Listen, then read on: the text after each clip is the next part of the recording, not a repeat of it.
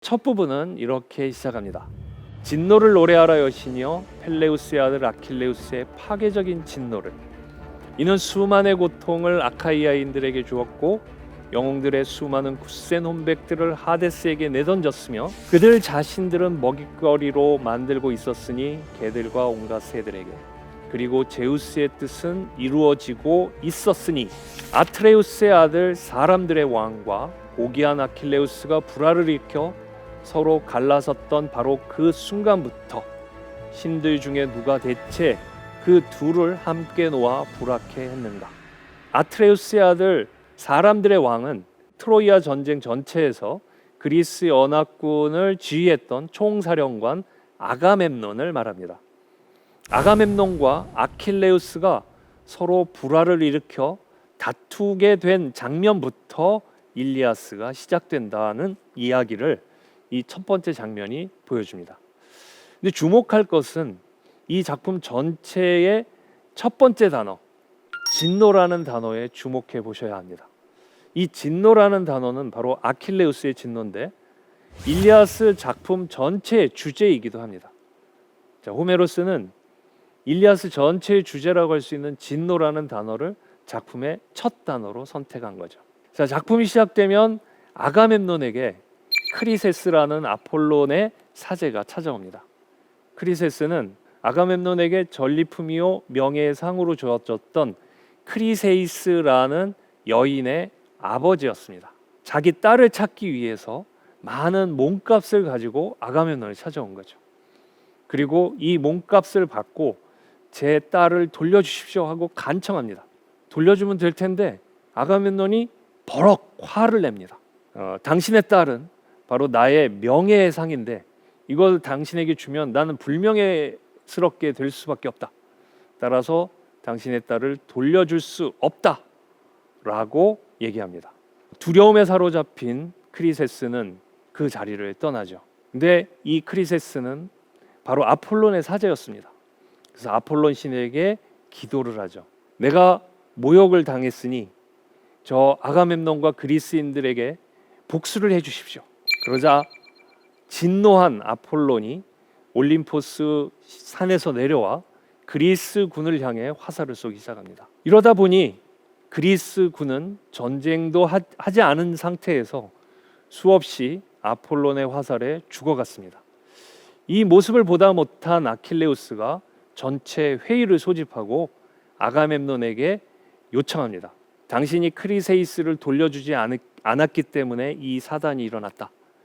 빨리 그 여인을 돌려주고 우리가 안정을 되찾고 전쟁을 계속해야 한다 라고 요청했습니다. 아가멤논 또 화를 내겠죠.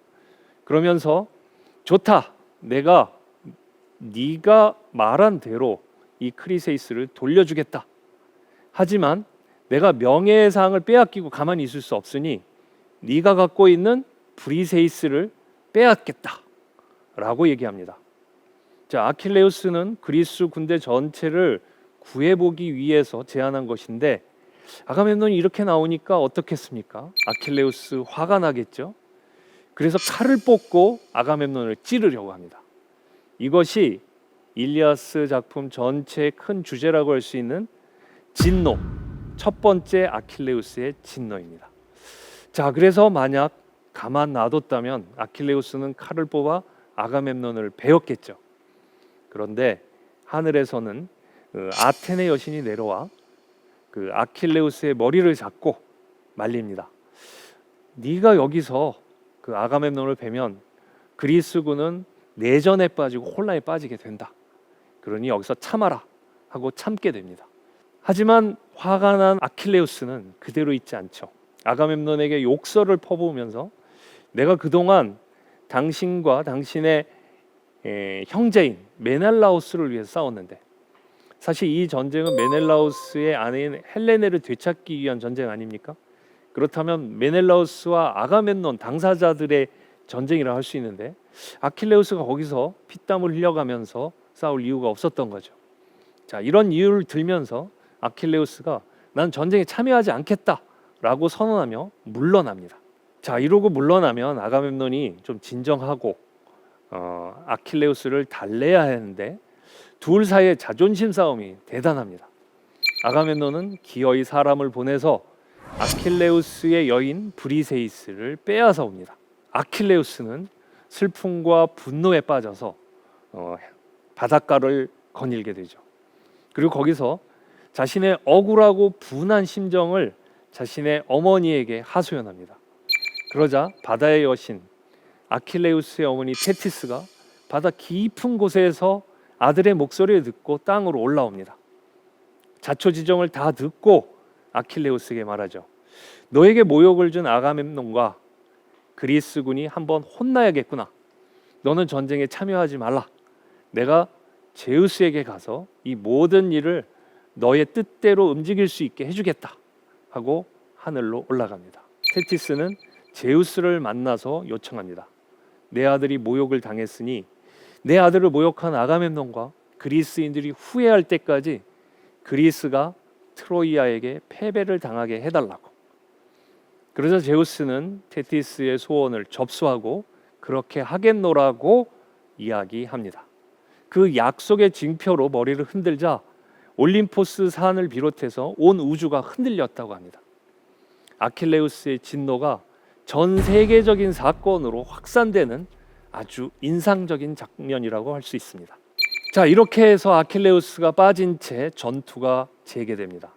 트로이아와 그리스 사이에 격렬한 전투가 벌어지는데 역시 제우스의 뜻에 따라서 그리스가 밀리게 되죠. 자, 이때 누가 가장 초조하겠습니까? 바로 아가멤논이죠. 전쟁에 이렇게 밀리게 되고 열세에 몰리게 된 이유는 아킬레우스가 전쟁에 참여하지 않기 때문이고, 아킬레우스가 전쟁에 참여하지 않게 된 것은 바로 아가멤논 때문이니까 아가멤논이 자칫하면 모든 패배의 책임을 지게 되어 버렸습니다. 그러자 아가멤논은 아킬레우스에게 사절을 보냅니다. 오디세우스와 포이닉스와 아이아스를 보내서 사과를 합니다. 내가 잘못했다. 이 모든 것을 사과하는 의미에서 큰 선물을 주겠다. 그리고 내가 빼앗아 갔던 브리세이스도 돌려주겠다 라고 제안을 합니다. 자, 아킬레우스 어떻게 해야 할까요? 사과를 받아들이고 전쟁에 나가서 화려하게 싸운다면 모든 그리스인들이 그를 칭찬할 것입니다. 자, 그러면 작품이 여기서 끝나겠죠. 전쟁도 끝나고. 그런데 아킬레우스는 분을 풀지 못합니다. 아직 멀었다, 아직 부족하다 이렇게 얘기하면서 아가멤논 더 당해야 한다고 버팁니다. 그런 와중에 전쟁은 다시 재개가 됐고, 이 전쟁에서 그 트로이아 군은 헥토르를 중심으로 해서 대단한 위력을 보이게 됩니다. 그리스군은 그야말로 그 대패 위기에 직면하게 되죠. 수많은 영웅들이 죽고 그리스인들이 막 몰살해 가는 지경에 이르렀습니다. 자, 이 모습을 보고 가장 안타까워했던 것은 아킬레우스의 친구인 파트로클로스였습니다. 아킬레우스에게 가서 말하죠. 분을 품고 나가지 그랬는가? 그러나 아킬레우스는 이미 시간을 놓쳤습니다. 기회를 놓쳤던 거죠. 파트로클로스는 그런 아킬레우스의 심정을 이해하고, 그렇다면 너 대신 내가 나가 싸우겠다라고 이야기를 합니다. 그러자 아킬레우스는 허락을 합니다. 그리고 자신이 입고 있던 모든 무장을 벗어서 파트로클로스에게 주죠. 이걸 입고 나가서 나 대신 싸우라는 의미입니다. 지금 그림에서는 아킬레우스가 상처를 입은 파트로클로스를 치료하는 장면인데, 둘 사이가 얼마나 깊은 우정을 갖고 있는지를 보여주는 도자기 그림이라고 할 수 있죠. 자, 이렇게 해서 파트로클로스는 아킬레우스의 갑옷을 입고 그의 창과 칼을 들고 전투에 나가서 그 트로이아군을 밀어내기 시작합니다. 얼마나 위력이 대단했는지 트로이아 군들은 점점 밀리면서 트로이아 도성으로 들어가게 되죠. 이 모습을 본 헥토르가 파트로클로스를 향해 돌진합니다. 그리고 둘 사이의 싸움이 벌어지는데 승자는 헥토르였습니다. 자, 이렇게 해서 아킬레우스가 가장 사랑하는 친구 파트로클로스가 죽게 된 것입니다. 역설적이죠. 왜냐하면 아킬레우스는 자신을 모욕한 그리스 군들이 한번 후회할 수 있도록, 크게 뼈저리게 후회하도록 만든다고 그 전쟁에 참여하지 않았는데 바로 그렇게 버티다 보니까 그 진노의 끝에 자신이 가장 사랑하는 친구가 죽게 되는 그런 일이 벌어진 겁니다. 자, 이 죽음의 소식을 알고 아킬레우스는 슬픔과 또 한 번의 진노를 느끼게 됩니다. 자기의 가장 사랑하는 친구를 잃었기 때문에 슬픔에 빠졌고 자기 친구를 죽인 헥토르에 대해서 진노하게 되는 것이죠. 바로 이것이 일리아스의 주제인 진노, 아킬레우스의 두 번째 진노입니다. 자, 그러나 전투에 바로 나갈 수는 없죠. 마음 같아서는 당장이라도 헥토르를 돌파해버리고 싶지만 그에게는 무장이 없었습니다. 왜냐? 바로 파트로클로스에게 넘겨준 것이었죠. 자, 그런데 지금 그림에서 본 파트로클로스는 그냥 알몸이죠. 자, 그의 무장은 어디로 갔을까요? 그의 무장은 이상하게도 헥토르가 벗긴 다음에 헥토르 자신이 입게 됩니다. 자, 왜 적군의 무장을 헥토르가 입게 될까요?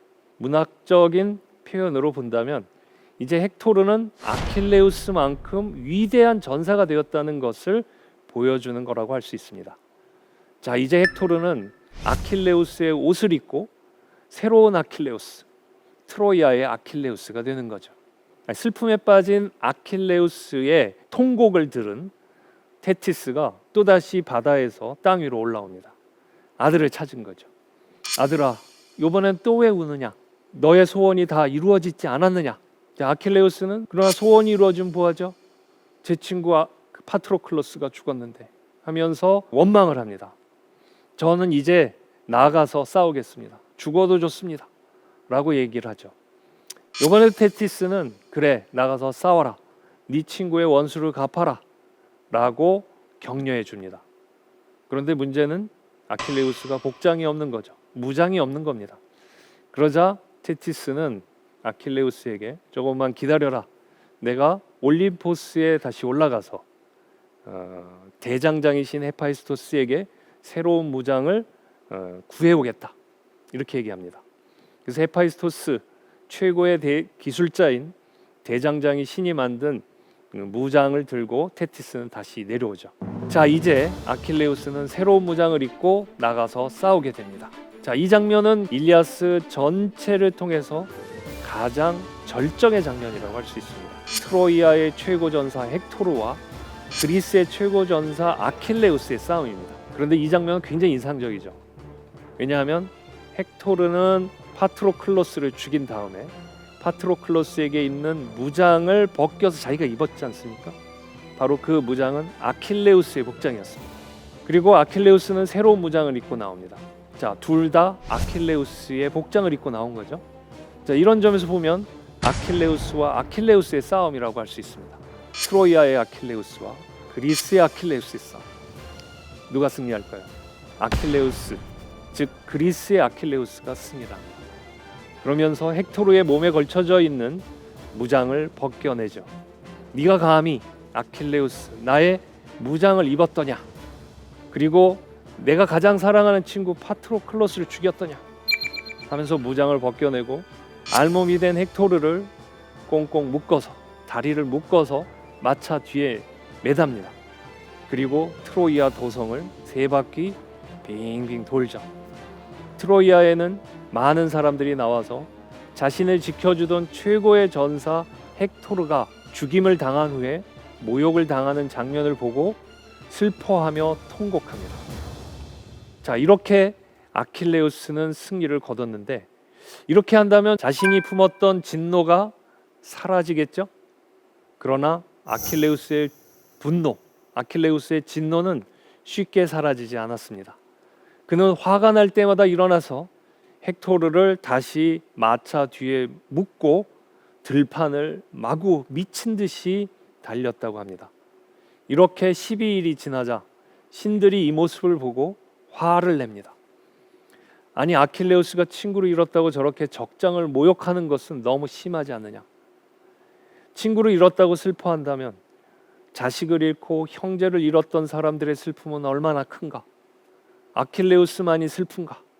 라고 하면서 아킬레우스를 비난하기 시작합니다. 그러자 제우스는 바다의 신 테티스를 부릅니다. 자, 세 번째로 테티스는 바다에서 나와서 하늘로 올라가게 되죠. 제우스는 말합니다. 당신의 아들 아킬레우스에게 신들이 노여워하고 있다. 그러니 가서 이제 그만 분노를 풀고 헥토르를 돌려주라, 트로이아에 돌려주라라고 명령을 내립니다. 그자 테티스는 땅으로 내려와서 아들에게 그 이야기를 하고 아킬레우스도 신들의 뜻에 복종하기로 마음을 먹습니다. 자, 일리아스의 마지막 장면은 굉장히 인상적입니다. 밤입니다. 시간적 배경은 깜깜한 밤입니다. 무장을 모두 풀어 제낀 아킬레우스가 휴식을 취하고 있죠. 그곳으로 헥토르의 아버지 프리아모스가 찾아옵니다. 둘은 무장을 하고 적과 적으로 만난 것이 아닙니다. 무장을 해제한 채 전쟁이라는 틀에서 벗어나 자신이 가장 사랑하는 사람을 잃은 두 사람으로 만난 것입니다. 아킬레우스는 가장 사랑하는 친구를 잃었고 프리아모스는 가장 사랑하는 아들을 잃었던 것입니다. 아킬레우스는 프리아모스를 보자 자기의 친구와 자기의 아버지를 생각하면서 노인을 껴안습니다. 그리고 헥토르의 시신을 돌려주죠. 헥토르의 시신은 그렇게 해서 트로이아로 오게 되고 사람들은 헥토르의 장례식을 치르게 되죠. 그동안의 모든 이야기가 전사들의 이야기, 남자들의 이야기였다면 이 마지막 장면은 여인들의 통곡으로 장식되고 있습니다. 먼저 헥토르의 어머니인 헤카베가 아들을 위해 통곡하고 그 다음에 헥토르의 아내인 안드로마케가 또 통곡을 합니다. 그리고 전쟁의 원인이었던 헬레네도 통곡을 하죠. 자신 때문에 전쟁이 일어나서 트로이아인들이 자신을 미워하고 있을 때 자신을 지켜준 유일한 사람이 헥토르였다며 헥토르의 인품을 기리고 몹시 아쉬워하는 슬픔의 노래를 부르게 되죠. 이렇게 끝납니다. 일리아스는 헥토르의 장례식으로 끝을 맺게 됩니다. 진노로 시작된 이 작품의 끝은 장례식인 거죠. 죽음으로 끝나는 것입니다. 그 헥토르를 물리친 아킬레우스가 화려하게 개선식을 벌이고 화려한 영웅으로, 위대한 영웅으로 우뚝 서길 기대하지만 그것과는 달리 마지막 장면은 이렇게 장례식으로 끝나게 되죠. 호메로스는 영웅들이 명예를 놓고 싸우며 분노하고 격정에 휩싸여서 미친 듯이 싸우고 있지만 그 마지막은 결국 죽음이 아니냐는 메시지를 주는 듯합니다.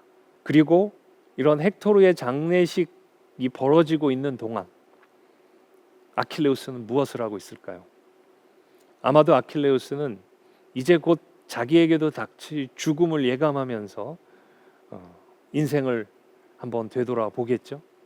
그것은 아킬레우스와 헥토르만의 운명이 아니라 모든 인간의 운명이기도 하죠. 우리가 아무리 열심히 살고 치열하게 무엇인가를 추구해도 죽음을 피할 수 없다는 메시지, 이게 일리아스의 가장 중요한 또 다른 숨은 주제가 아닌가 싶습니다.